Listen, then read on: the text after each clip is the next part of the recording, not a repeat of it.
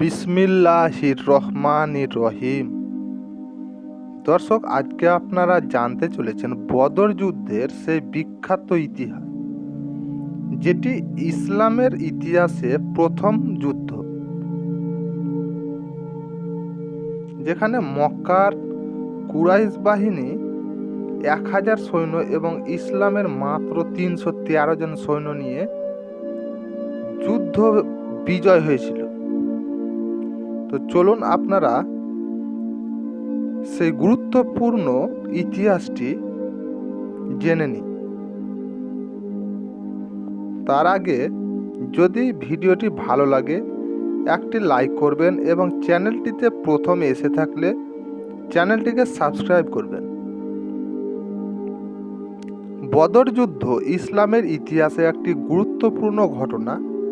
এটি 624 খ্রিস্টাব্দের 17 রমজান সংগঠিত হয়।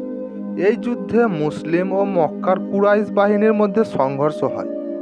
এটি ইসলামের প্রথম প্রধান যুদ্ধ এবং মুসলিমদের জন্য একটি ঐতিহাসিক বিজয় হিসেবে বিবেচিত হয়।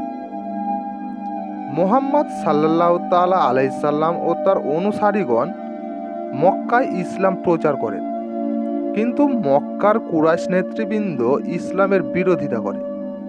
তাদের অত্যাচার থেকে রক্ষা পেতে 622 খ্রিস্টাব্দে মুহাম্মদ সাল্লাল্লাহু তাআলা আলাইহিস সাল্লাম ও তার সাহাবীগণ মক্কা থেকে মদিনায় হিজরত করেন।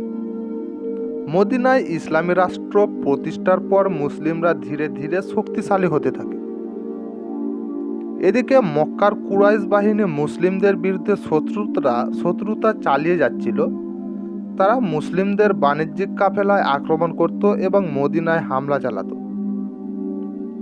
624 খ্রিস্টাব্দে মক্কার একটি বড় বাণিজ্যিক কাফেলা সিরিয়া থেকে ফিরছিল।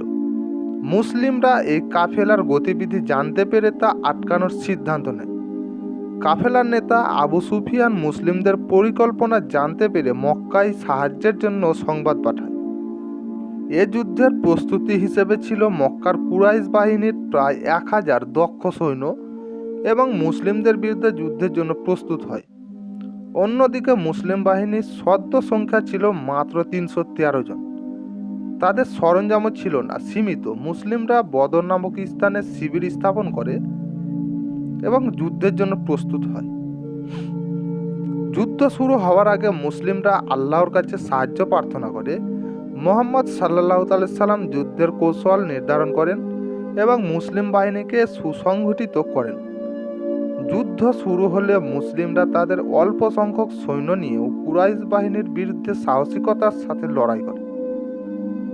যুদ্ধে মুসলিমদের বিজয় হয়। কুরাইশ বাহিনীর প্রায় 70 জন নিহত হয়, যাদের মধ্যে আবু জাহেল, উতবা ইবনে রাবিয়া এবং সাইবা ইবনে রাবিয়ার মতো কুরাইশ নেতারা ছিলেন। মুসলিম বাহিনীর 14 জন শহীদ হন। এ যুদ্ধের ফলাফল হিসেবে বলা হয় বদর যুদ্ধ মুসলিমদের জন্য একটি বড় বিজয় ছিল।